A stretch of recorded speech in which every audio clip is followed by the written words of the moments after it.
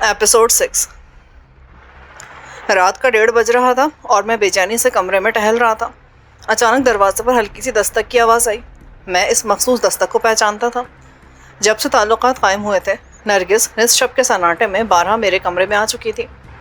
मैंने दरवाज़ा खोला तो वो खामोशी से अंदर आ गई, मगर आज उसकी चाल में वो गर्मजोशी नहीं थी।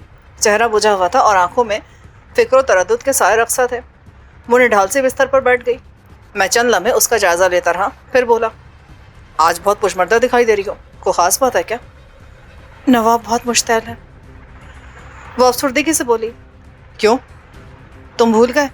उसने कमरे में दाखिल होकर हमें काबिल एतराज़ हालत में देख लिया था। हाँ, मगर अब वो कहता क्या है? धमकियाँ दे रहा है मुझे। अगर वो ऐसा कर रहा है तो इंतहाई अहमक है। बूढ़े शौहरों को नौजवान बीवियों की हरकत को नज़रअंदाज कर देना चाहिए। शौहर बूढ़ा हो या जवान, या कब्र में पैर लटकाए बैठा हो, बीवी के मामले में बहुत हसास होता है। उसे गैर की आगोश में नहीं देख सकता। किस किस्म की धमकियाँ दे रहा है वो? कहता है मैं तुम्हें गोली मार दूंगा और सिकंदर को भी गोली मार दूंगा। तुम लोगों ने मेरी आंखों में धूल झोंक कर नाजायज़ ताल्लुकात इस्तेवाल कर रखे हैं। ओह, तो बात यहाँ तक पहुँच गई। फिर क्या सोचा तुमने? जी तो चाहता है उस पुराने गिद्ध को जान से मार दूं। जब वो जिंदगी में मेरा साथ नहीं दे सकता तो अपनी मीरास समझता क्यों है? इसलिए कि तुम उसकी बीवी हो। मेरी मानो तो उसका पत्ता ही साफ कर दो। मैं मजाक के मूड में नहीं हूँ। इस वक्त तुमसे एक अहम मौजू पर गुफ्तगू करने के लिए आई हूँ। कहो। मैं संजीदा हो गया। तुम्हें मुझसे मोहब्बत है? जवाब देने से कबल मैंने अपने दिल को टटोला और महसूस हुआ कि यह खूबसूरत औरत वाकई मेरी ज़िंदगी पर असरअंदाज हो गई है और इस काबिल है कि इसे चाहा जाए और इसकी जुल्फ़ों के साए में ज़िंदगी गुजार दी जाए। हाँ, मैं तुम्हें पसंद करता हूँ। मैं नवाब से उकता गई हूँ। छुटकारा हासिल करना चाहती हूँ उससे, वरना उसका बुढ़ापा मेरी जवानी को घुन की माने चाट जाएगा। डार्लिंग, हम दोनों खुशगवार ज़िंदगी का आगाज़ कर सकते हैं। मैं तुम्हें दिल की गहराइयों से चाहती हूँ। तुम्हारी मोहब्बत मेरी रग रग में सरायत कर गई है। मैं तुम्हारे बगैर जीने का तसव्वुर भी नहीं कर सकती। मैं उसकी आंखों में झांक कर सच और झूठ का तवाज़ुन मालूम करने लगा, मगर वहाँ सच्चाई थी, खुलूस था और मेरे लिए बेपनाह चाहत का इजहार था। वो अमली तौर पर पहले ही मुझे अपना गर्विदा बना चुकी थी, मेरे हवासों पर छा गई थी। एक तन्हा और महरूम इंसान को किसी हसीन औरत की मोहब्बत मैसर आ जाए तो वो समझता है दुनिया ही में जन्नत मिल गई। मेरी कैफियत भी कुछ ऐसी ही थी। मुझे सोच में डूबा देखकर नरगिस बोली, किस फिक्र में पड़ गए हो? तुम्हारा मतलब शादी से है? हाँ, और ये उसी वक्त मुमकिन है जब नवाब रास्ते से हट जाए। तुम्हारा मतलब नवाब के कत्ल से है? मैंने मसनूई हैरत का इजहार किया। हाँ। Are you serious? तुम मजाक समझ रहे हो? मैं तस्दीक करना चाह रहा था। हाँ, मैं इस मामले में कतई संजीदा हूँ। मैं उस करम खुर्दा बुढ़े को मज़ीद बर्दाश्त नहीं कर सकती। इसके अलावा ये बात भी जहन में रखो कि अगर हमने पहल नहीं की तो वो मुझे या तुम्हें या हम दोनों को ख़त्म कर देगा। उससे कत्ल करेगा कौन? मैं या तुम? लेकिन इससे पहले जब नवाब के कत्ल की बात निकली थी, जब तो तुम डर गई थी, उस वक्त की बात और थी। अब मुझे उसके जाने से अपनी ज़िंदगी का ख़तरा लाहक हो गया है। ताहम तुम मर्द हो, ऐसे काम मर्दों को ही ज़ेब देते हैं। औरतें भी कुछ कम सफ़ाक नहीं होती। मैं नहीं हूँ। तुम्हारा मतलब है नवाब को कत्ल मैं करूँ? मैं भी कर सकती हूँ, मगर तुम ज़्यादा महारत और खुशउस्लूबी के साथ ये काम अंजाम दे सकते हो। मैंने कोई जवाब ना दिया और चुप रहा तो वो बोली, कत्ल का नाम सुनकर खौफज़दा हो गए? वो तंज़िया आमेज़ लहजे में बोली, ऐसी कोई बात नहीं है, मैं बुज़दिल नहीं हूँ। तो फिर क्या बात है? कोई ख़ास बात नहीं। हकीकत यह कि नवाब से मेरी कोई दुश्मनी नहीं है। वो मुझ पर मेहरबान है, अपने घर में पनाह दी हुई है। इन हालात में मैं उससे गद्दारी करना और उसे कत्ल करना कुछ मुनासिब नहीं समझता। इसका मतलब है सब ज़ुबानी जमा खर्च है। तुम्हें मुझसे मोहब्बत नहीं है, तुम मेरे लिए काम नहीं कर सकते। अगर तुम बज़िद हो तो मैं ज़रूर उसका काम तमाम कर दूँगा। मैंने कमाल होशियारी से कत्ल का इल्ज़ाम उसके सर थोप दिया, वरना मुझे नवाब से कोई बुरखाश नहीं है। क्यों? उसके कत्ल से तुम्हारा कोई मफाद वाबस्ता नहीं। मेरा क्या मफाद हो सकता है?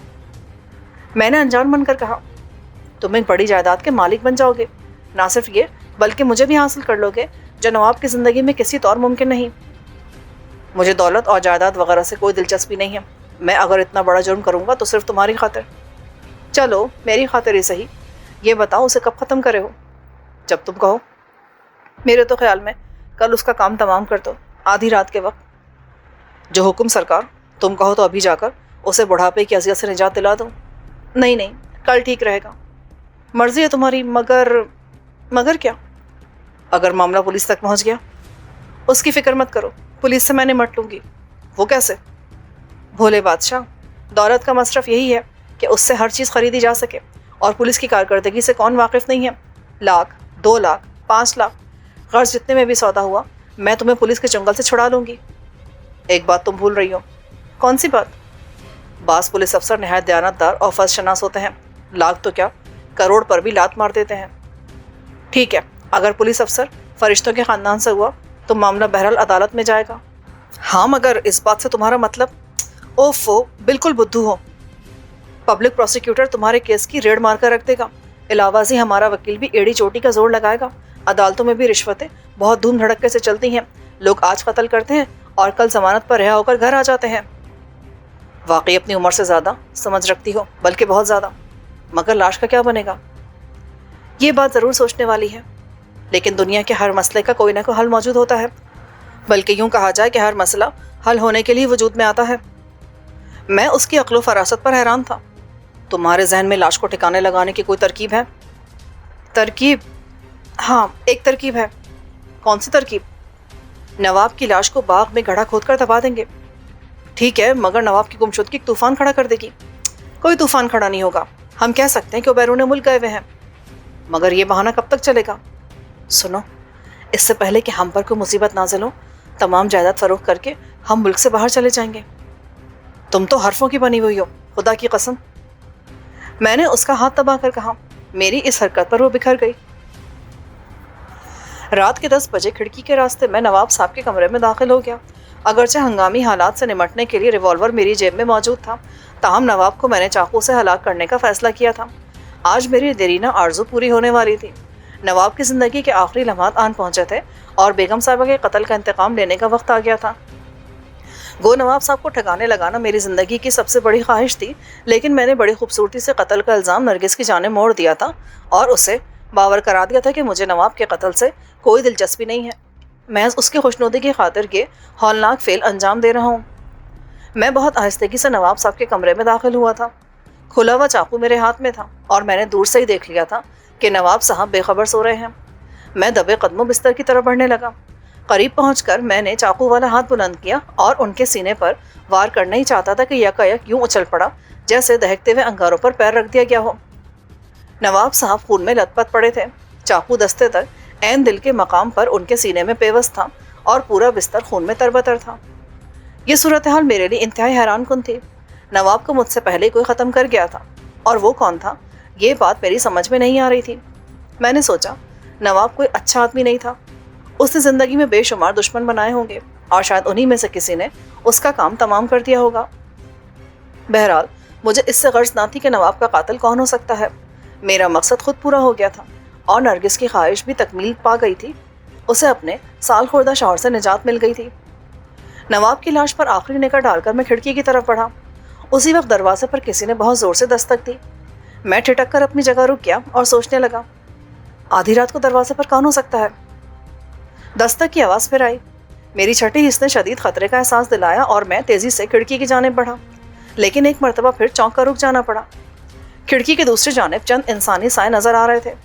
دوسرے لمحے میں نے انہیں پہچان لیا اور یہ دیکھ کر میرے پیروں تلے زمین نکل گئی کہ وہ پولیس والے ہیں. انسپیکٹر ان میں نمایاں ہی نظر آ رہا تھا. اس کے ہاتھ میں ریوالور تھا. وہ للکار کر بولا، ہینڈز اپ، اگر حرکت کی تو گولی مار دی جائے گی. صورتحال اتنی عجیب اور غیر متوقع تھی کہ میں سناٹے میں آ گیا اور ایسا حواس باختہ ہوا کہ انسپیکٹر کے الفاظ کا مفہوم ہی نہ سمجھ سکا اور چاقو ہاتھ میں تھامے بے حس و حرکت کھڑا کھڑکی کی طرف دیکھتا رہا اور جو کچھ دیکھ رہا تھا اس کی قطعاً امید نہ تھی. نواب کا قتل ہی کچھ کم تعجب خیز نہ تھا کہ پولیس کی اچانک آمد نے جیسے مجھے اور بخلا دیا.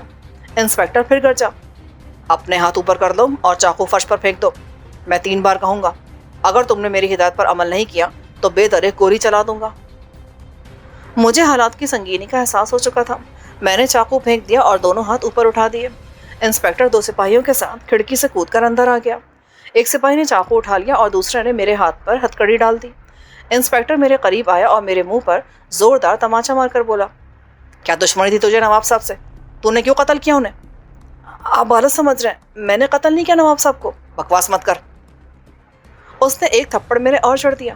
कमरे में तेरी मौजूदगी, हाथ में खुला चाकू, बिस्तर पे नवाब की लाश, ये तमाम अवामिल इस अमर का सबूत नहीं क्या कातिल तू है? मैं सच कह रहा हूँ जनाब, मैंने नवाब साहब को हरगिज़ कत्ल नहीं किया। मेरा चाकू मेरे हाथ में था, जबकि नवाब साहब किसी और शख्स के चाकू से कत्ल हुए हैं। किसके चाकू से? मुझे कुछ नहीं मालूम। तुझे ये तो ज़रूर मालूम होगा कि रात के वक्त खुला चाकू हाथ में लेकर तू नवाब के कमरे में क्यों दाखिल हुआ था? इसके पास 2 चाकू होंगे जनाब, एक चाकू से इसने नवाब को कत्ल किया और दूसरा इसके हाथ में था। सिपाही ने इंकिशाफ किया। बिल्कुल यही बात है, तलाशी लो उसकी। इंस्पेक्टर बोला। तलाशी ली गई तो मेरी जेब से रिवॉल्वर बरामद हुआ। इंस्पेक्टर के होंठों पर फातिहाना मुस्कुराहट फैल गई। उसने मेरा गिरेबान पकड़ा, चंद झटके दिए और खूब हाड़ लहजे में बोला, डाकुओं के किसी बड़े गिरोह का सरगना मालूम होता है? कितने बैंकों में डाका मारा है और तेरे गिरोह में कितने आदमी शामिल हैं? आप सरासर गलतफहमी का शिकार हैं। मैं शरीफ आदमी हूँ, चोरों और डाकुओं से मेरा कोई वास्ता नहीं। और बक बक मत कर। लाइसेंस है इसका तेरे पास? लाइसेंस? हाँ लाइसेंस। तेरी माँ का निकाहनामा नहीं पूछ रहा हूँ। मेरे पास रिवॉल्वर का लाइसेंस नहीं था। इस तरह इंस्पेक्टर के शुबे को मजीद तकवीत पहुंची थी। पक्का जराइम पेशा मालूम होता है, बिना लाइसेंस का असला लिए फिरता है। और कौन कौन से हथियार हैं तेरे पास? मेरे पास और कोई हथियार नहीं है। ठिकाना कहाँ है तेरा? तलाशी लेंगे हम। ये मेरा ही घर है, जिस इमारत में हम मौजूद हैं। मैं इस घर का एक फर्द हूँ। क्या? इंस्पेक्टर की आंखों में हैरत तर गई। आपको मेरी बात पर शुबा क्यों है? अभी मालूम हो जाता है। वो सिपाहियों की तरफ घूमा। जाओ, जाकर घर के मकीनों को बुला कर लाओ। दरवाज़ा अंदर से बोल्ट था। सिपाही दरवाज़ा खोलकर फौरन चला गया। कुछ ही देर में नरगिस स्लीपिंग गाउन में आंखें मलती हुई अंदर दाखिल हुई। नवाब की लाश पर नजर पड़ते ही उसका चेहरा दहशत से सफ़ेद पड़ गया। फितरी तौर पर ऐसा होना भी चाहिए था। कत्ल की बड़ी दहशत होती है। बहरकैफ उसने जल्दी अपनी कैफियत पर काबू पा लिया और दुस्तीदा निगाहों से यूं मेरी तरफ देखने लगी, गोया मेरे इस कारनामे पर दादो तहसीन पेश कर रही हो और मेरी कामयाबी पर दिल ही दिल में शादा हो। दफतन उसे अपनी हैसियत और मौजूदा सूरत हाल का एहसास हुआ तो वो तेज़ी से नवाब की लाश की तरफ बढ़ी। फिर वो बिलक बिलक कर रोने लगी। मैं उसकी बेमिसाल अदाकारी पर अश अश कर उठा। ज़रा एहसास न होता था कि वो ड्रामा कर रही है। इंस्पेक्टर ने उसे आगे बढ़कर तसल्ली दी और हमदर्दाना लहजे में बोला, मुझे बेहद अफसोस है खातून, मैं आपके गम में बराबर का शरीक हूँ। गालिबन नवाब साहब आपके वालिद थे। जी नहीं, शौहर थे मेरे। इंस्पेक्टर इस इंकशाफ पर ताज्जुब से नरगिस की तरफ देखने लगा। फिर मेरी तरफ इशारा करके बोला, ये नौजवान आपके शौहर का कातिल है। हमें कुछ देर पहले एक शख्स ने फ़ोन पर इत्तला दी थी कि कुछ लोग नवाब साहब को कत्ल करना चाहते हैं। हम यहाँ पहुँचे तो इसके हाथ में खुला हुआ चाकू था और बिस्तर पर नवाब की लाश पड़ी थी। इसके कब्जे से बगैर लाइसेंस का रिवॉल्वर भी बरामद हुआ है, जबकि यह शख्स कहता है कि मैं इस घर का फ़र्द हूँ, इस इमारत में रहता हूँ। क्या आप इस अमर की तस्दीक कर सकती हैं? जी हाँ, ये मिस्टर सिकंदर है, इस घर में रहता है। आपका इनसे क्या रिश्ता है? मेरा इनसे कोई रिश्ता नहीं। नवाब साहब से कोई रिश्तेदारी थी? जी नहीं। अगर आपकी या आपके मकतूल शौहर की इससे कोई रिश्तेदारी या किसी किस्म का ताल्लुक़ नहीं था तो फिर इस घर में इसकी रिहाइश क्या मकसद रखती थी? ताल्लुक़ तो बहरहाल था। बगैर ताल्लुक़ के कोई किसी के घर में कैसे रह सकता है? मैं उसी ताल्लुक़ के बारे में तो पूछ रहा हूँ। मेरी मालूमात के मुताबिक नवाब साहब ने मिस्टर सिकंदर की परवरिश की थी, तालीम दिलाई थी और उनसे औलाद की तरह मोहब्बत करते थे। और मिस्टर सिकंदर ने इन मेहरबानियों को यह सलाह दिया कि अपने मोहसिन को कत्ल कर दिया। मैं ये बात तस्लीम करने के लिए तैयार नहीं हूँ कि मिस्टर सिकंदर ने नवाब साहब को कत्ल किया होगा। ये बात आप किस बुनियाद पर कह रही हैं? मैं कोई दलील तो पेश नहीं कर सकती, ताहम इतना ज़रूर जानती हूँ कि मिस्टर सिकंदर शरीफ इंसान है। कत्ल जैसे मकरूह जुर्म का इर्तिकाब हरगिज़ नहीं कर सकते। देखिए खातून, किसी शरीफ इंसान को शैतान बनते हुए ज़रा भी देर नहीं लगती। आदमी के ज़ाहिर व बातिन में बड़ा फ़र्क होता है और इस फ़र्क को समझना हर एक के बस की बात नहीं है। गुमनाम शख्स का फ़ोन सुनकर हम फ़ौरन यहाँ पहुँच गए थे। अगरचे पुलिस गुमनाम इत्तलात पर तवज्जो नहीं देती, लेकिन वो इत्तला बिल्कुल सही थी। हमने मुजरिम को ऐन मौके पर गिरफ्तार कर लिया। ये कहकर इंस्पेक्टर टेलीफोन की तरफ बढ़ा। उसने हॉस्पिटल फ़ोन करके एम्बुलेंस भेजने की हिदायत की ताकि लाश पोस्टमार्टम के लिए रवाना की जाए। फिर उसने पुलिस हेडक्वार्टर फ़ोन करके फिंगरप्रिंट्स के अमले को वहाँ पहुँचने के लिए कहा और दीगर कार्रवाइयों में मसरूफ़ हो गया। ये कार्रवाई कई घंटे जारी रही। उसके बाद मुझे थाने ले जाया गया और हवालात में बंद कर दिया गया। नरगिस सुबह खुद नाश्ता लेकर आई। उसकी पलकें भीगी हुई थी। वो लॉकअप की सलाखें पकड़कर हिचकियों के दरमियान रोने लगी और जब उसकी हालत कदरे संभली तो वो सरगोशी में बोली, तुम उसे कत्ल करके फ़ौरन ही क्यों नहीं निकल आए? मैंने उसे कत्ल नहीं किया नरगिस। तो फिर किसने किया? मैं क्या बता सकता हूँ।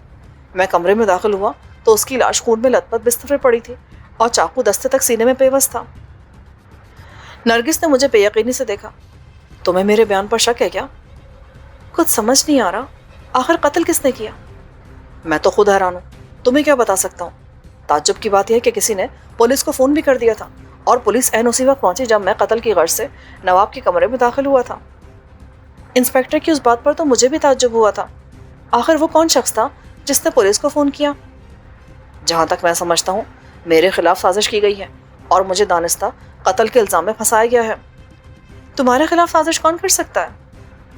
وہ چونک کر میری طرف دیکھنے لگی۔ کوئی نہ کوئی تو ضرور ہوگا اور اس الزام سے اس کا کوئی مفاد بھی ضرور وابستہ ہوگا۔ کس قسم کا مفاد؟ مجھے نہیں معلوم۔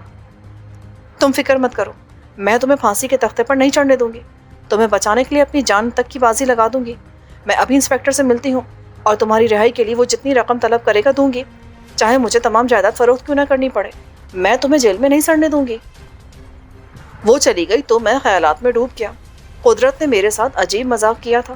میں نواب کو اس طرح ہلاک کرنا چاہتا تھا کہ قتل کا الزام مجھ پر عائد نہ ہو، لیکن قسمت کی ستم ظریفی دیکھیے کہ کچھ کیے بغیر میں نواب کے قتل کا مجرم ٹھہرا دیا گیا۔ اگر میں اسے قتل کر کے گرفتار ہوتا تو شاید اتنا افسوس نہ ہوتا۔ سب سے زیادہ تعجب خیز بات یہ تھی کہ وہ کون شخص تھا جس نے پولیس کو نواب کے قتل کی اطلاع دی اور پولیس ٹھیک اسی وقت وہاں پہنچی جب میں کمرے میں موجود تھا۔ ان حالات سے یہی ظاہر ہوتا تھا کہ قاتل کو میرے ارادے کا پہلے سے علم تھا۔ وہ بھی نواب کے قتل سے دلچسپی رکھتا تھا۔ اس نے نواب کو قتل کیا اور جو ہی میں قتل کی غرض سے کمرے میں داخل ہوا اس نے پولیس کو اطلاع کر دی۔ مگر بنیادی سوال یہ تھا کہ قاتل کون ہے اور نواب کے قتل سے اس کا کیا مفاد وابستہ تھا، جبکہ کمرے سے کوئی قیمتی چیز بھی غائب نہیں ہوئی تھی۔ دفتن مجھے خیال ہے کہیں ایسا تو نہیں کہ یہ تمام کارروائی نرگس کی جانب سے کی گئی ہو اور وہ ایک تیر سے دو شکار کرنا چاہتی ہو۔ ایک جانب نواب کو قتل کر دیا اور اس کے قتل میں مجھے پھانسی کے تختے پر پہنچا دیا، مگر دوسرے لمحے میں نے اس خیال کو ذہن سے نکال دیا۔ نرگس پر کسی قسم کا شک کرنا اس کے ساتھ زیادتی تھی۔ ان حالات میں اس کی نیت پر شبہ کرنا ناانصافی کی بات تھی۔ جہاں تک نواب کے قتل کا تعلق تھا تو میرے خیال میں یہ حرکت اس کے کسی مصاحب کی تھی یا کوئی اور شخص کسی وجہ سے اس کا دشمن ہو سکتا تھا۔ نرگس شام کو مجھ سے حوالات میں ملنے آئی تو بہت غمگین اور فکر مند تھی۔ میں نے وجہ معلوم کی تو کہنے لگی، تم ٹھیک کہہ رہے تھے، بعض پولیس افسر ایماندار ہوتے ہیں۔ میں نے انسپیکٹر کو بہت بڑی رقم کی پیشکش کی تھی مگر اس نے انکار کر دیا اور دھمکی دی ہے کہ اگر اس سلسلے میں مزید گفتگو کی گئی تو وہ قانونی کارروائی کرے گا۔ میں مایوسی سے اس کی طرف دیکھنے لگا۔ وہ میری ہمت بندھانے کی خاطر دوبارہ بولی، تم فکر مت کرو، کورٹ سے میں فوراً تمہاری ضمانت کرا لوں گی۔ اگلے روز مجھے عدالت میں پیش کر کے ریمانڈ حاصل کر لیا گیا اور پولیس مصروف تفتیش ہو گئی، لیکن میرے خلاف کوئی واضح ثبوت حاصل نہ کر سکی۔ پولیس نے مزید ریمانڈ لیا اور وہ مدت بھی ختم ہو گئی۔ پولیس عدالت میں مکمل چالان پیش نہیں کر سکی۔ بہرحال مجھے پولیس کی تحویل سے نکال کر جیل بھیج دیا گیا۔ عدالت نے میری ضمانت کی درخواست بھی نامنظور کر دی۔ اگرچہ نرگس انتہائی کوشش کر رہی تھی اور بیرسٹر سرفراز میری پیروی کر رہے تھے، مگر جج نے قتل کے ملزم کو ضمانت پر رہا کرنے سے انکار کر دیا۔ نرگس کی زبانی معلوم ہو کہ پولیس انسپیکٹر کی طرح جج بھی راشی نہیں ہے، انتہائی بااصول انسان ہے۔ پولیس نے عدالت میں مکمل چالان پیش کر دیا تو مقدمے کی باقاعدہ سماعت شروع ہو گئی۔ نرگس مجھ سے ملنے جیل میں آتی رہی۔ وہ جب بھی آتی عام استعمال کی بے شمار اشیاء لاتی، اسی لیے جیل میں مجھے کسی پریشانی کا سامنا نہیں کرنا پڑا۔ ایک روز وائی تو بہت سنجیدہ تھی۔ سکندر ڈارلنگ، ہم نے کیا سوچا تھا اور کیا ہو گیا؟ وہ کمبخت مر کر بھی ہمیں عذاب میں مبتلا کر گیا، مگر تم مایوس ہرگز مت ہونا، میں تمہارے لیے شہر کے سب سے بڑے وکیل کی خدمات حاصل کروں گی۔ 1 سال تک کیس چلتا رہا۔ اس دوران میں نرگس ہر ہفتے مجھ سے جیل ملنے آتی رہی اور میرا حوصلہ بڑھاتی رہی۔ میری پیروی بیرسٹر سرفراز کر رہے تھے جو بیگم صاحبہ کے قانونی مشیر تھے، لیکن میں دیکھ رہا تھا کہ انہیں قتل کے مقدمات لڑنے کا کچھ زیادہ تجربہ نہیں ہے اور وہ صحیح طور پر میرا دفاع کرنے میں ناکام جا رہے ہیں، جس کے باعث عدالت کا رجحان استغاثہ کی طرف بڑھ رہا ہے۔ یہ صورتحال میرے لیے تشویشناک تھی۔ چنانچہ ایک دوست کی وساطت سے میں نے دوسرے مشہور وکیل کی خدمات حاصل کر لیں جو قتل کے مقدمات میں خصوصی مہارت رکھتا تھا۔ اس کی کوششیں بارآور ثابت ہوئیں اور چونکہ پولیس میرے خلاف کوئی ٹھوس ثبوت پیش نہیں کر سکی تھی، اس لیے عدالت نے مجھے قتل کے الزام سے بری کر دیا، لیکن غیر قانونی اسلحہ اپنے قبضے میں رکھنے اور کھلا ہوا چاقو لے کر نواب کے کمرے میں داخل ہونے کے الزام میں مجھے 2 سال کی سزا سنا دی گئی۔ قتل کے جرم سے بچ جانا اتنی بڑی خوشی کی بات تھی کہ 2 سال کی سزا قطعاً گرا معلوم نہیں ہوئی۔ نرگس پابندی سے مجھ سے جیل میں ملنے آتی رہی۔ بیرسٹر سرفراز بھی اس کے ہمراہ کئی بار آئے اور جائیداد سے متعلق چند کاغذات پر دستخط کرا کے لے گئے۔ حقیقت تو یہ کہ نرگس اور بیرسٹر سرفراز نے جس محبت اور اپنائیت کا اظہار کیا تھا اس نے مجھے کبھی افسردہ و ملول نہیں ہونے دیا۔ سزا سنائے جانے کے بعد نرگس جب پہلی مرتبہ مجھ سے جیل ملنے آئی تو آنکھوں سے آنسوؤں کی جھڑی لگ گئی تھی۔ میں نے اسے تسلی دی اور کہا، غمزدہ مت ہو، بس 2 سال کی بات ہے، میں بہت جلد رہا ہو کر آ جاؤں گا اور اس کے بعد ہم ایک نئی زندگی کا آغاز کریں گے۔ شکر ہے تم قتل کے الزام سے بری تو ہو گئے، ورنہ اگر تمہیں کچھ ہو جاتا تو میں کہیں کی نہیں رہتی۔ حیرت کی بات ہے، نواب کو قتل کس نے کیا؟ اگر مجھے یہ معلوم ہوتا کہ کمرے میں نواب کی لاش پڑی ہے تو میں کبھی اندر داخل نہیں ہوتا۔ تم سے زیادہ حیرت تو مجھے ہے۔ مستزاد یہ کہ قاتل نے واردات کے بعد پولیس کو ٹھیک اسی وقت فون کیا جب تم کمرے میں داخل ہوئے۔ چھوڑو اس ذکر کو، یہی کیا کم ہے کہ میں قتل کے الزام سے بچ گیا۔ بہرحال جیل سے رہا ہوتے ہی میں اپنے طور پر اس عمل کا پتہ لگانے کی کوشش کروں گا کہ نواب کا قاتل ہے کون۔ نرگس چلی گئی۔ اس کے بعد 2 ماہ تک ہر ہفتے وہ پابندی سے آتی رہی۔ پھر اچانک اس کے معمولات میں تبدیلی پیدا ہو گئی۔ وہ ہفتے کے بجائے 15 روز کے بعد آنے لگی۔ کچھ دنوں بعد وقفہ 1 ماہ کا ہو گیا، پھر 2 ماہ کا، اور یہ سلسلہ طویل ہی ہوتا چلا گیا۔ وہ جب بھی آتی بہت مغموم اور افسردہ ہوتی۔ اس نے میک اپ کرنا چھوڑ دیا تھا اور اس کی حالت گری گری اور بے خیف سی معلوم ہوتی تھی۔ آخر ایک روز میں نے اس سے کہہ ہی دیا، نرگس، میں تمہارے اندر بڑی تبدیلی محسوس کروں۔ آخر تم نے اپنی کیا حالت بنا رکھی ہے؟ پہلے تو ہر ہفتے میرے پاس آیا کرتی تھی اور اب کئی مہینے غائب رہتی ہو، ایسا کیوں ہے؟ نرگس نے فوری طور پر میری بات کا جواب نہیں دیا۔ اس کے چہرے پر غم و الم کے بادل چھا گئے، آنکھوں سے حسرت و یاس ٹپک رہی تھی اور وہ اس طرح بجھ گئی تھی جیسے کوئی غم اندر ہی اندر انگڑائی لے کر اٹھ کھڑا ہوا ہو۔ میں نے استفسار کیا تو وہ سلاخیں پکڑ کر رونے لگی اور ہچکیوں کے درمیان بولی، سکندر، میں ختم ہو گئی ہوں۔ ہو سکتا تم جیل سے رہا ہو تو مجھے اس دنیا میں نہ پاؤ۔ یہ کیا کہہ رہی ہو تم؟ کھل کر بات کرو، تمہیں کیا پریشانی ہے؟ سکندر، مجھے کینسر ہو گیا ہے، ڈاکٹر مایوس ہو گئے ہیں، میں موت کی دہلیز پر پہنچ گئی ہوں۔ یہی وجہ ہے کہ میں نے تمہارے پاس آنا کم کر دیا ہے۔ میں سکتے میں آ گیا۔ میرے وہم و گمان میں بھی نہ تھا کہ وہ اس خطرناک اور جان لیوا بیماری میں مبتلا ہو سکتی ہے۔ میں نے اسے مشورہ دیتے ہوئے کہا، تم فوراً امریکہ چلی جاؤ، وہاں کے کینسر انسٹیٹیوٹ میں پوری دنیا کے ماہرین موجود ہیں۔ اگر مرض ابتدائی مرحلے میں ہوا تو وہ آسانی سے قابو پا لیں گے۔ کوئی فائدہ نہیں، میرا مرض لا علاج ہے، تاہم یہاں کے ڈاکٹر میرا آپریشن کرنا چاہتے ہیں اور میرے خیال میں میری بیماری سے زیادہ انہیں اپنے تجربات کی فکر ہے۔ بہرحال میں نے آپریشن کروانا منظور کر لیا ہے، اگلے ہفتے آپریشن ہے۔ میں آج آخری بار تمہارے پاس آئی ہوں، اگر صحتیاب ہو گئی تو جیل سے رہا ہونے پر تمہیں خوش آمدید کہوں گی، ورنہ تمہیں میری موت کی خبر ملے گی۔ ایسا نہ کہو، تم نہیں مر سکتی، تم زندہ رہو گی، میرے لیے زندہ رہو گی۔ وہ پھر آپ دیدہ ہو گئی۔ میں نے اسے تسلی دی اور جب وہ رخصت ہونے لگی تو کہا، نرگس ڈارلنگ، میرے کمرے میں ایک بریف کیس رکھا ہے جو اس روز تم نے میرے ہاتھ میں دیکھا تھا۔ اس میں کچھ اہم کاغذات ہیں، میری امانت سمجھ کر حفاظت سے رکھنا۔ تمہارا بریف کیس میں نے پہلے ہی محفوظ جگہ پر رکھ دیا ہے، کتاب خانے کی چابی لو، وہاں لوہے کے ایک صندوق میں وہ بریف کیس رکھا ہوا ہے۔ اگر میں مر گئی تو نکال لینا۔ تم نہیں مرو گی تم۔ میں نے چابی اس کے ہاتھ سے لیتے ہوئے پرزور الفاظ میں کہا، مجھے یقین ہے تمہارا آپریشن کامیاب رہے گا۔ نرگس چلی گئی اور اس کے بعد جب تک میں جیل میں رہا وہ کبھی نہیں آئی۔ میں اس کے لیے سخت متوحش تھا۔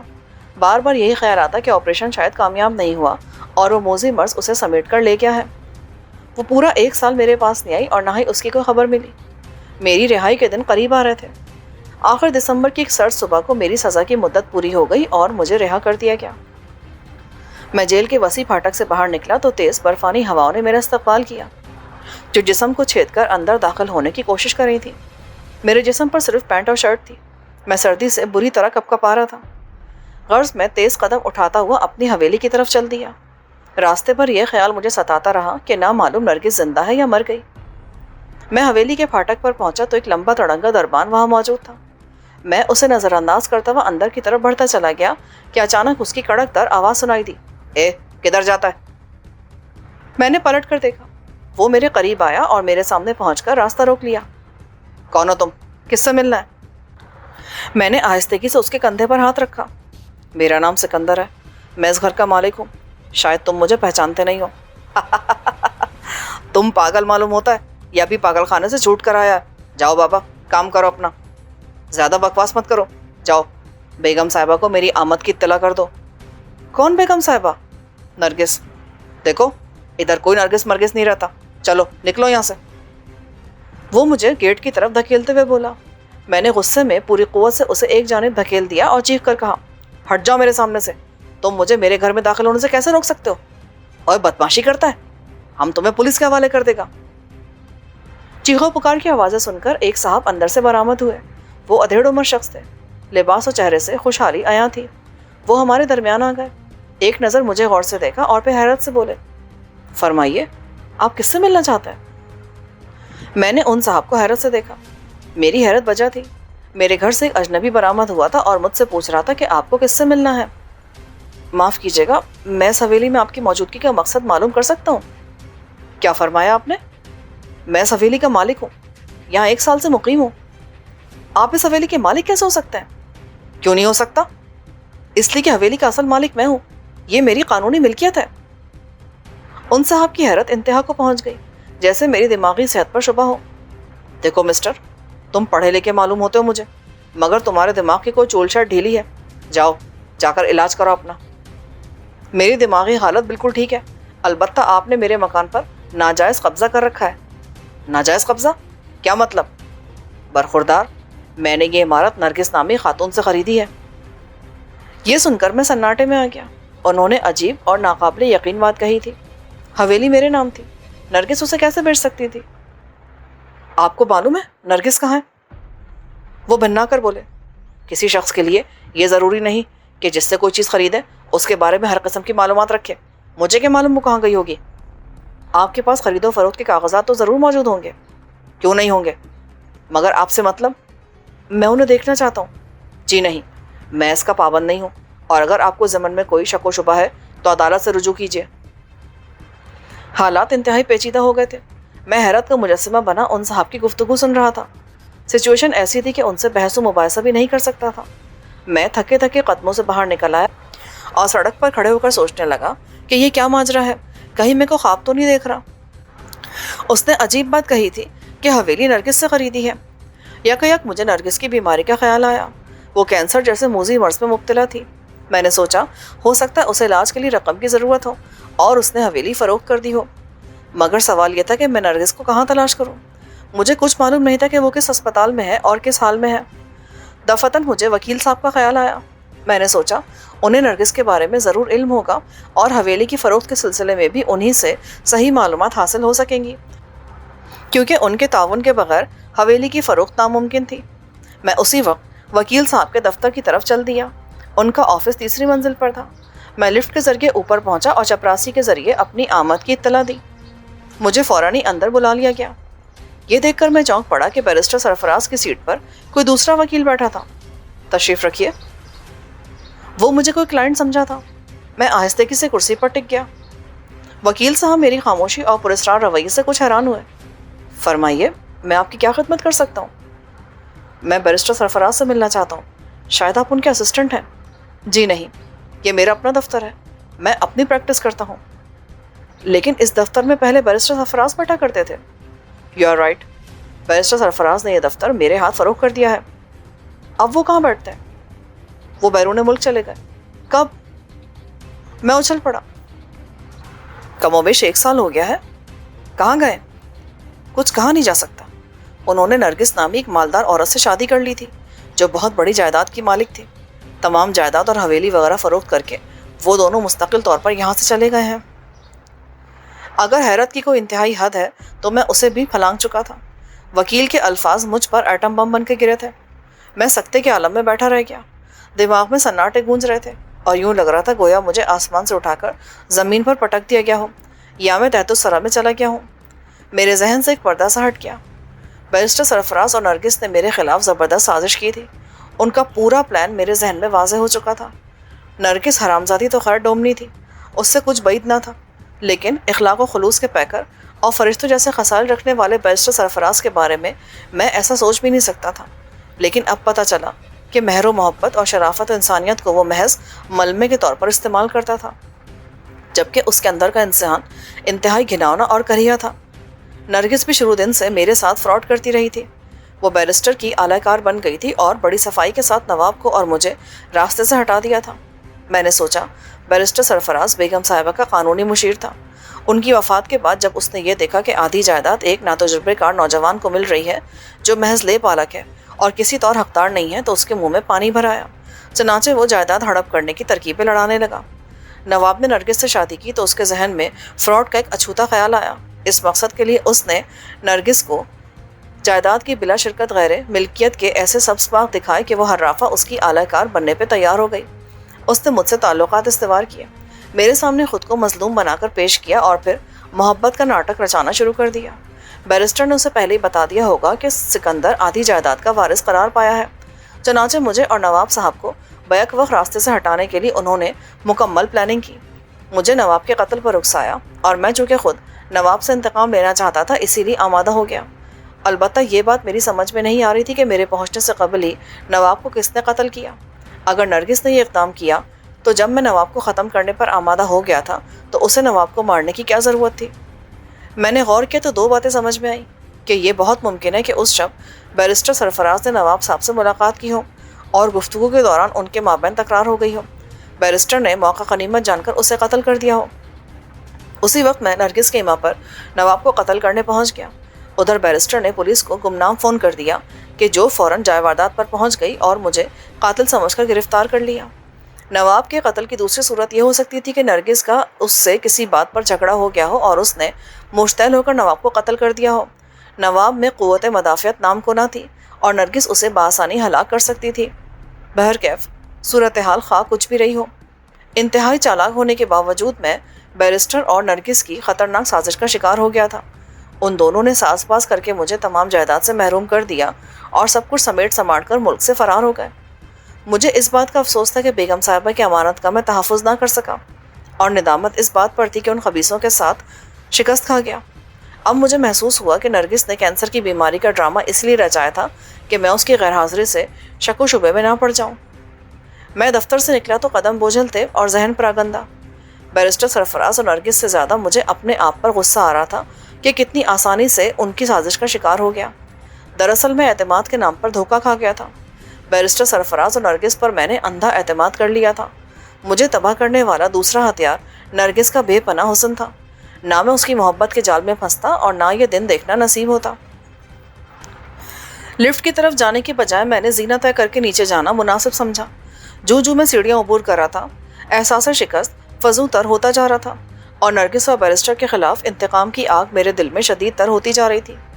جب میں آخری سیڑھی پر پہنچا تو اس بات کا تہیہ کر چکا تھا کہ وہ دونوں دنیا کے کسی بھی حصے میں ہوں، میں زندگی کی آخری سانس تک انہیں تلاش کروں گا اور ایسا ہولناک انتقام لوں گا کہ چنگیز و ہلاکوں کی روحیں چیخنے لگیں گی۔ میں سڑک پر پہنچا تو بہت سی فکریں دامنگیر ہو گئی۔ حویلی اور جائیداد چھن چکی تھی، رہائش کا کوئی انتظام نہ تھا، نہ جیب میں پھوٹی کوڑی تھی کہ ایک وقت کی روٹی کھا سکوں۔ دفتن مجھے خیال آیا کہ بینک میں میرا 3.5 لاکھ روپیہ جمع ہے۔ بیگم صاحبہ نے میرے نام پر 4 لاکھ روپیہ چھوڑا تھا، جس میں سے 50,000 میں نکلوا چکا تھا اور 3.5 لاکھ بینک میں موجود تھا۔ اس خیال نے بڑی تقویت پہنچائی۔ 3.5 لاکھ روپے کی رقم کچھ کم نہ تھی۔ میں کسی بھی قسم کا چھوٹا موٹا کاروبار کر سکتا تھا، البتہ چیک بک میرے پاس نہیں تھی، تاہم چیک بک کا حصول ناممکن بھی نہیں تھا۔ یہ سوچ کر میں فوراً ہی بینک کی طرف چل دیا۔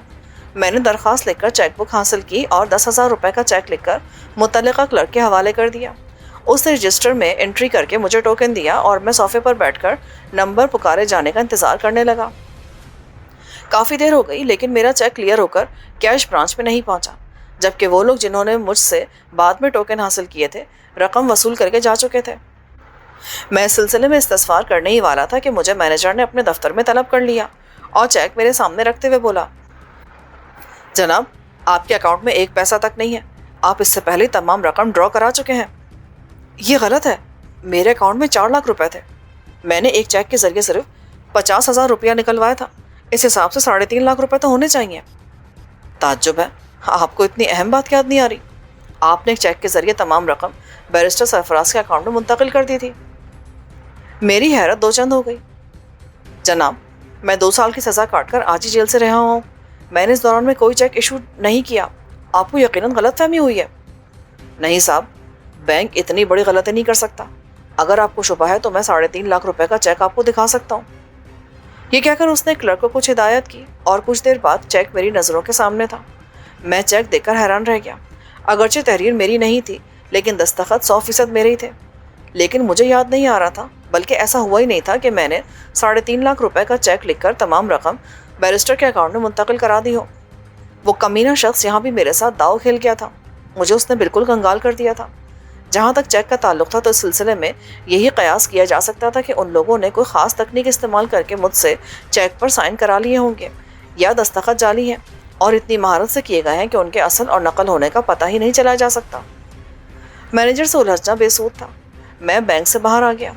حقیقت تو ایک اعتماد کے ہاتھوں میں نے بہت بڑی چوٹ کھائی، اتنی بڑی کہ زندگی کے 2 قیمتی سال جیل کی نظر ہو گئے اور مال و زر عیاروں کی بھیٹ چڑھ گیا۔ میں سڑک پر کھڑا حیران و ششدر سوچ رہا تھا کہ کہاں جاؤں، کیا کروں۔ اسی ادھیڑ بن میں اچانک مجھے داور کا خیال آیا۔ اس نے مجھے پیشکش کی تھی کہ جب بھی وقت پڑے اس کے پاس چلا ہوں۔ پتہ مجھے معلوم تھا، چنانچہ میں اس کے ٹھکانے کی طرف روانہ ہو گیا۔ داور نے بہت بڑی جگہ پر قبضہ کر رکھا تھا۔ وسیع احاطے میں نیم کا ایک گھنا درخت تھا جس کے سائے میں خوفناک شکلوں والے بہت سے غنڈے اینٹ رہے تھے۔ داور ان سب کے درمیان ببر شیر کی مانند بیٹھا تھا۔ کئی چیلے چانٹے اس کے ہاتھ پاؤں داب رہے تھے۔ مجھے دیکھتے ہوئے اپنی جگہ سے اٹھ کھڑا ہوا اور نعرہ مار کر بولا، او بھائی میرا یار آیا ہے۔ آجا سکندر، آج ادھر کا راستہ کیسے بھول پڑا؟ اوے دیکھو، یار ہے یہ میرا، لنگوٹیا یار۔ جاؤ اے کمالے، میرے یار کے واسطے فٹافٹ لسی پانی لے کر آ۔ یہ کہہ کر وہ میری کمر میں ہاتھ ڈالے ہوئے اپنی جگہ پر لے آیا اور مجھے قریب بٹھاتے ہوئے بولا، اور سنا بھائی، تیرے نواب کی کیا حال ہے؟ وہ قتل ہو گیا۔ کمال ہے، کیسے قتل ہو گیا؟ کس نے قتل کر دیا؟ مجھے نہیں معلوم، البتہ اس کے قتل کے جرم میں 2 سال کی سزا کاٹ کر آیا ہوں۔ کمال ہو گیا بھائی، یہ کیسے ہوا؟ ہونا کیا تھا، قتل کسی اور نے کیا، گرفتار میں ہو گیا۔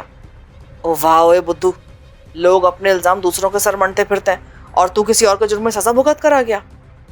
ہاں یار، بعض اوقات حالات انسان کو کہیں سے کہیں لے جاتے ہیں۔ او نہ ہوئے نہ، اپنے مطلب کے حالات انسان کو خود بنانے پڑتے ہیں، ورنہ بہت ذلت اٹھانی پڑتی ہے، بڑا خوار ہوتا ہے آدمی۔ وہ تو ہو ہی گیا، میں نے مایوسی سے کہا اور پھر شروع سے آخر تک کے تمام واقعات بیان کر دیے۔ حد ہو گئی شرافت کی، تو اتنا ہوشیار بندہ اتنی بڑی چوٹ کھا گیا؟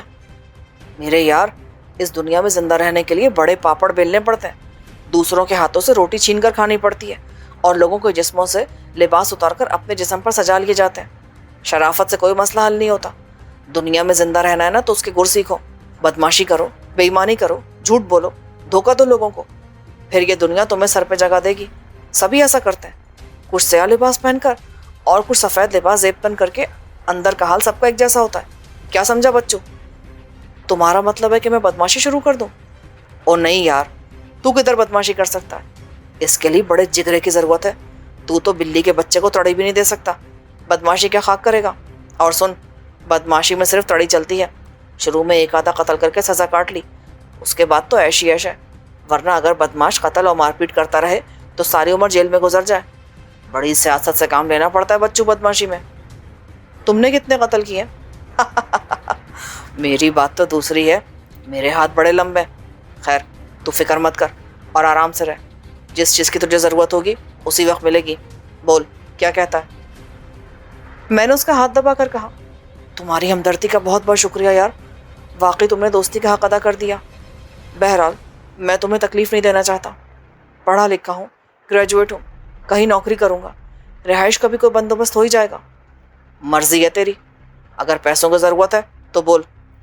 ہاں، کچھ پیسے دے دو مجھے، نوکری ملتے ہی واپس کر جاؤں گا۔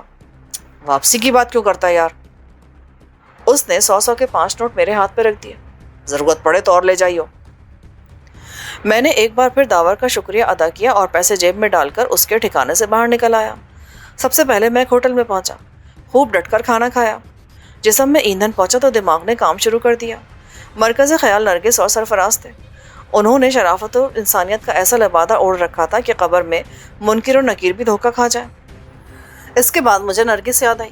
اس صرافہ نے محبت کا ایسا ناٹک رچایا اور مجھے اپنا اس قدر گرویدہ بنا لیا تھا کہ آخری وقت تک میں اس کی چال کو سمجھ ہی نہ سکا اور چوٹ کھا گیا۔ بہرحال سانپ گزر چکا تھا اور اب لکیر پیٹنے کا کوئی فائدہ نہیں تھا۔ تاہم میں نے اس بات کا مصمم ارادہ کر لیا تھا کہ وہ دونوں حرام خور دنیا کے خواہ کسی بھی حصے میں ہوں، میں انہیں ڈھونڈ کر رہوں گا اور دونوں کے سروں کو آپس میں ٹکرا کر انہیں ختم کر دوں گا۔ لیکن سوال یہ تھا کہ دنیا کا سفر اختیار کرنے کے لیے رقم کی ضرورت تھی، اور تھوڑی بہت نہیں، کثیر سرمایہ درکار تھا۔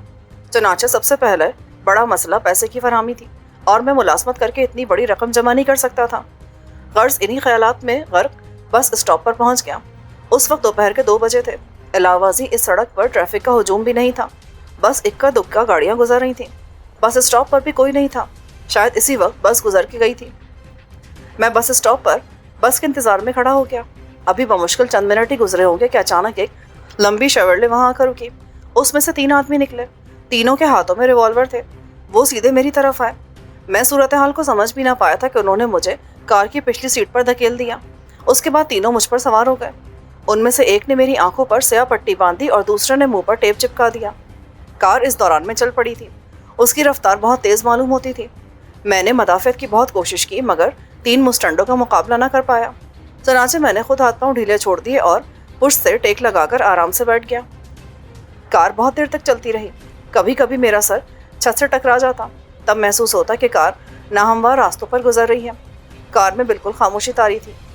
میں سوچنے لگا، نامعلوم یہ کون لوگ ہیں، کیا چاہتے ہیں مجھ سے؟ خیال آیا کہ بہت ممکن ہو کہ یہ نرگس اور بیرسٹر سرفراز کے گرگے ہوں۔ انہوں نے مجھے ختم کروانے کے لیے غنڈوں کو پیچھے لگا دیا ہو تاکہ میری موت کے بعد ان کے لیے تمام خطرات ختم ہو جائیں۔ مگر یہ بات دل کو نہیں لگی۔ وہ دونوں 1 سال ہوا ملک چھوڑ چکے تھے اور اب نہ جانے دنیا کے کس گوشے میں تھے۔ معاملہ کچھ اور ہی معلوم ہوتا تھا جو میری سمجھ سے باہر تھا۔ یکایک کار آہستہ ہوئی اور 2 ایک موڑ لے کر ایک دھچکے کے ساتھ رک گئی۔ بیک وقت 4 ہاتھوں نے مجھے کار سے باہر کھینچ لیا اور کشا کسی طرف کو چلے۔ ذرا دیر بعد دروازہ کھلنے کی آواز آئی جس سے معلوم ہوا کہ ہم کسی عمارت میں داخل ہو چکے ہیں۔ اب ہمارے قدموں کی آوازیں بھی گونج رہی تھیں۔ ظاہر ہے کہ ہم راہداری میں چل رہے تھے۔ کچھ دیر بعد وہ لوگ رک گئے اور ان کے ساتھ لامحالہ مجھے بھی رکنا پڑا۔ اسی وقت دروازہ کھلنے کی آواز آئی اور مجھے اندر ڈال دیا گیا۔ وہاں پہنچتے میری آنکھوں سے پٹی کھول دی گئی اور ٹیپ ہٹا دیا گیا۔ میں نے جلدی سے آنکھیں کھول دیں۔ وہی تینوں مسلح افراد میری نظروں کے سامنے تھے۔ وہ کمرے میں زیادہ دیر نہیں رکے، نہ ہی مجھ سے کسی قسم کی گفتگو کی۔ وہ لوگ فوراً ہی باہر چلے گئے اور دروازہ مقفل ہو گیا۔ حالات بڑی پراسرار شکل اختیار کرتے جا رہے تھے۔ خلاف توقع ان لوگوں نے مجھے قتل نہیں کیا اور نہ کسی قسم کی اذیت پہنچائی، بس مجھے اسی کمرے میں بند کر کے چلے گئے۔ میں نے کمرے کا جائزہ لیا۔ جدید ساز و سامان سے آراستہ تھا وہ۔ آسائش کی ہر چیز موجود تھی، جیسے کسی امیر آدمی کی خواب کا ہو۔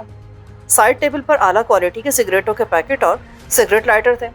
میں نے پیکٹ کھول کر ایک سگریٹ جلائی اور کرسی پر بیٹھ کر سوچنے لگا کہ یہ کون لوگ ہو سکتے ہیں، انہوں نے مجھے کیوں پکڑ رکھا ہے اور مجھ سے کیا چاہتے ہیں، کس نوع کی توقعات وابستہ کیے ہوئے ہیں۔ فی الحال ان سوالات کا میرے پاس کوئی جواب نہیں تھا جو بہت تیزی سے میرے ذہن میں کلبلا رہے تھے۔ میں کرسی سے اٹھ کر نرم بستر پر لیٹ گیا اور ان خیالات کو ذہن سے جھٹک دیا۔ اب مجھے آئندہ پیش آنے والے واقعات کا انتظار تھا کہ دیکھیے کیا ظہور میں آتا ہے اور زندگی مجھے کون سا نیا موڑ دیتی ہے۔